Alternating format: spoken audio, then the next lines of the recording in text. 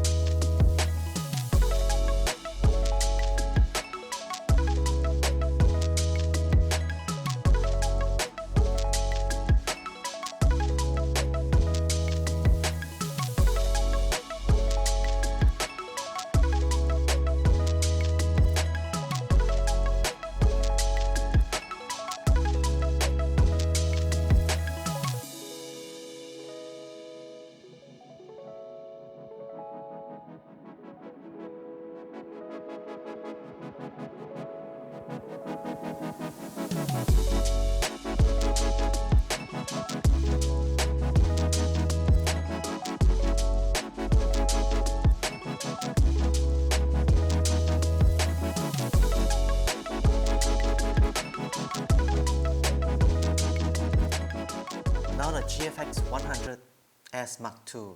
This camera looks exactly the same as the Mark I. Probably the only changes is the leatherette. Many will be asking how is this GFX100S II compared to the Mark I. I'm not going to do this comparison. Actually, I'm going to talk about how the GFX100S II compare with the recently launched GFX100 II. I've just sold my GFX100S and now thinking, which of the 2 amazing cameras should I upgrade to? This is a $2,500 question. This money could get me a XH2S or a XH2 with a XF 16 to 80 mm kit. The GFX100S Mark II is lighter by maybe 100 grams versus the GFX100 II. The GFX100 II does feel better built. Not that the GFX100S II is bad.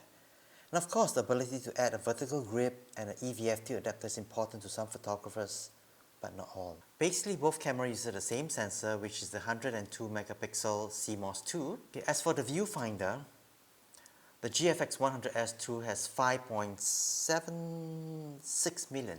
Alright, it's an upgrade versus the Mark I, but it's still lacking behind the GFX100 II, which is 9.44 million. Okay, both cameras offers 8-stop IPIS, which is a good thing. Recordable frame rate between the two cameras, the GFX100S Mark II and the GFX100 Mark II, for JPEG is 184 frames versus GFX100 II, which is at 1000 plus shots before it slows down. Same for the compressed RAW, 30 frames versus 325 frames.